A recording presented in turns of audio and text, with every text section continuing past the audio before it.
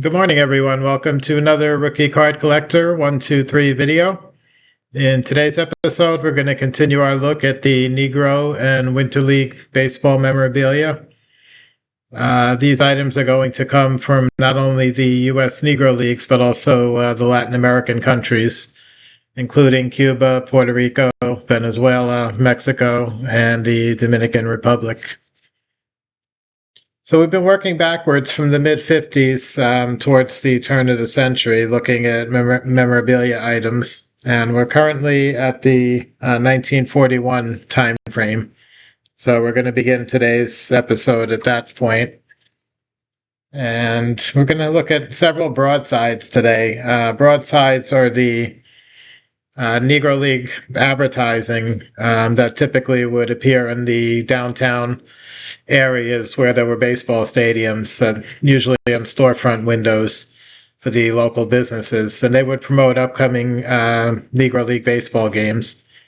Many of these advertisements that I'm going to show today picture Satchel Paige, as we've talked about a number of times already before. Paige was probably the biggest individual drawing card in Negro League baseball history.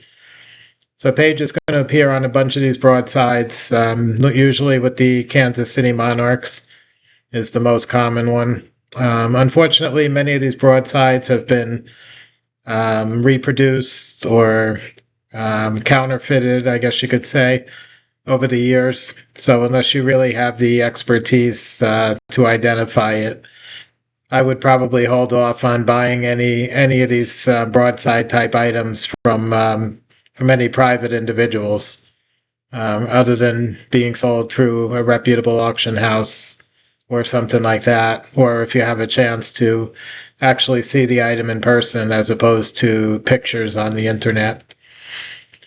So the first one we're going to look at today is going to be one of those Satchel Paige highlighted broadsides. Again, he's pictured, this is a full-length body pose, really nice image of Paige with the Kansas City Monarchs. His name is highlighted above the Monarchs on this advertising poster, promoting a game coming up on Monday, August 25th. And it appears to be a local Milton Bradley toy maker, so a local, probably town ball team, probably put together by one of the local businesses in the area. And it's going to take place at Pinecon Park in Springfield, Massachusetts.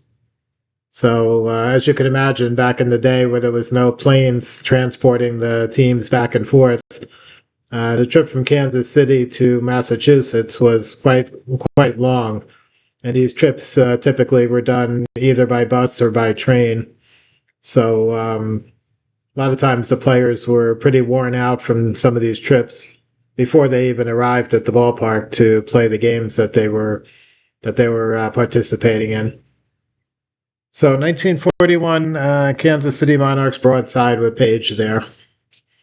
Just above that, we've got another broadside. This one's a little shorter and wider. And this one, once again, this one is highlighting Satchel Paige and Kansas City Monarchs.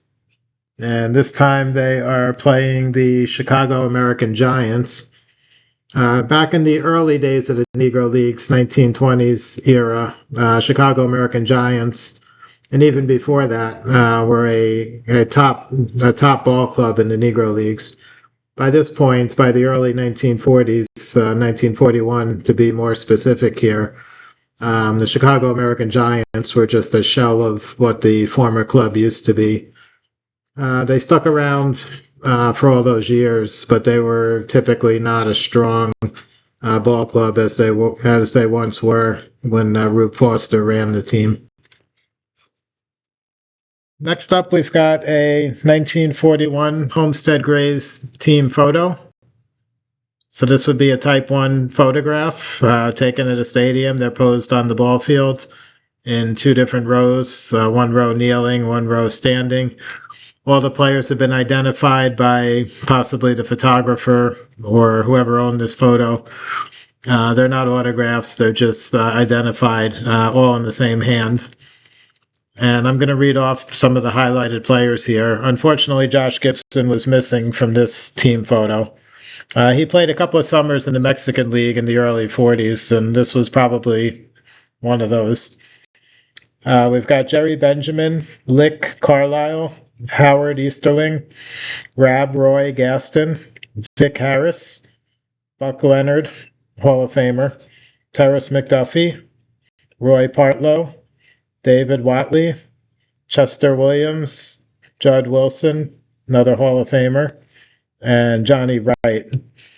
So 1941 Homestead Grays with Buck Leonard and Judd Wilson, but missing Josh Gibson.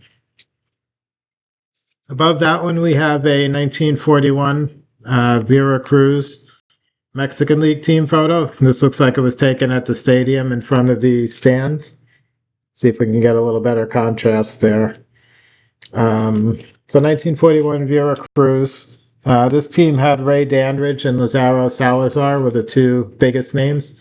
Dandridge is a Hall of Famer. Salazar is not. And a Type 1 image there. Very nice team picture.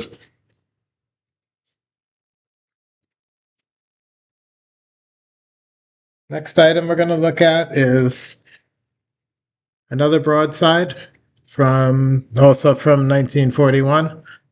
This is featuring another Kansas City Monarchs game. See if we can get a better picture there. Again, Satchel Paige. This one is a drawing of Satchel Paige, really. And looks like an extreme backward part of his windup here, almost touching the ground from behind him. And this one's featuring, again, a Kansas City Monarchs versus Chicago American Giants. This would be at Sportsman's Park, which was a famous stadium in Chicago. And it's a July 4th game, hence the red, white, and blue patriotic broadside there. So a really attractive broadside promoting a Monarchs American Giants game. Next to that one, we have a real photo postcard.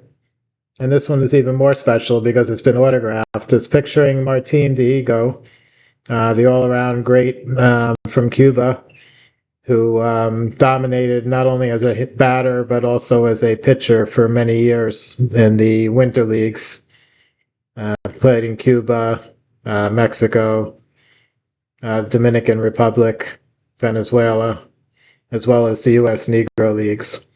He's pitching here for Almendares, so this would have been the Cuban Winter League, and this would be from 1941 season as well. And Diego's in a wind-up from a pitching pose. And again, autographed by him. It looks like it's personalized to the individual receiving the autograph. So super neat real photo postcard.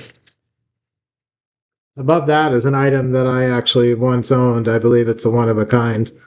It's a 1940 Union Laguna Mexican League team postcard, and features 2 rows of players, again in the stadium in front of the fans in the background, the stadium seating. And this one has 2 Hall of Famers. It has Hilton Smith and Cool Papa Bell. And a few other prominent people. We've got Datis Christopher, Lou Dials, and Chester Williams as well.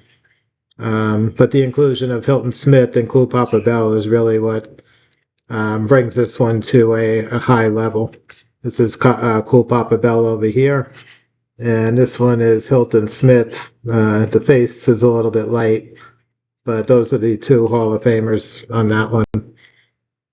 And a real photo postcard.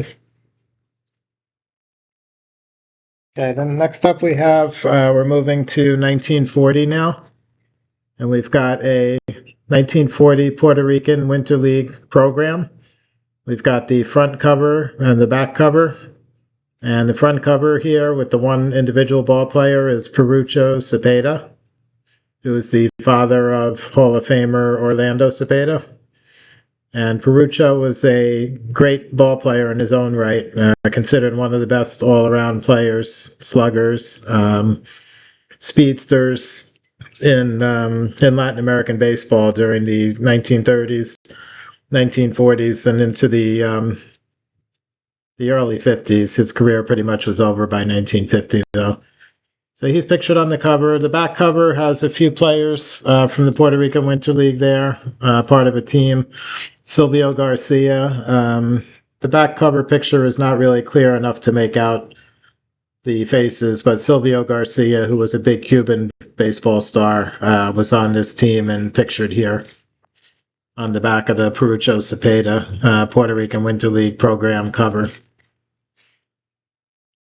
Next one we're going to look at is a 1940 Santa Clara. So this was one of the Cuban Winter League teams, and this is Julio Rojo.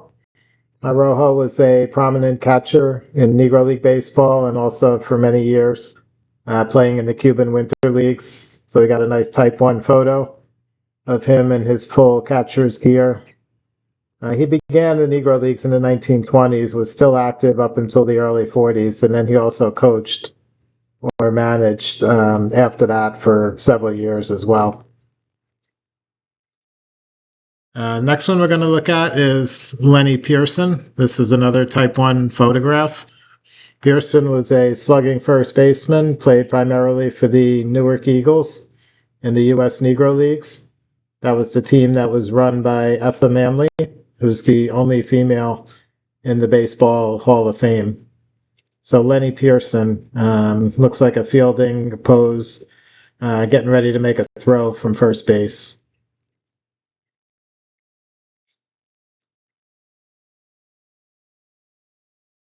Okay, next up we have a portrait of later in his career. This is Alejandro Olmes. Olmes, again, another one of the best Cuban baseball players ever.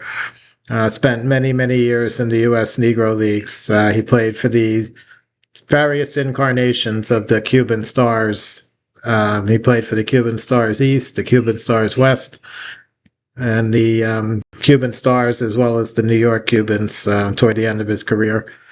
And also played winter ball, mainly in Cuba, just about every season from beginning to end. And this one can't tell if it was taken in the U.S. or in Cuba, but pictured in a formal suit and tie. Alejandro Olmes, Type 1 photo. Next to that is another item that I once had in my collection. This is a Type 1 photo of Josh Gibson. Gibson's here with the catcher's mitt. He's standing next to, I believe it's Roy Partlow, who was a pitcher. Gibson, of course, was a catcher.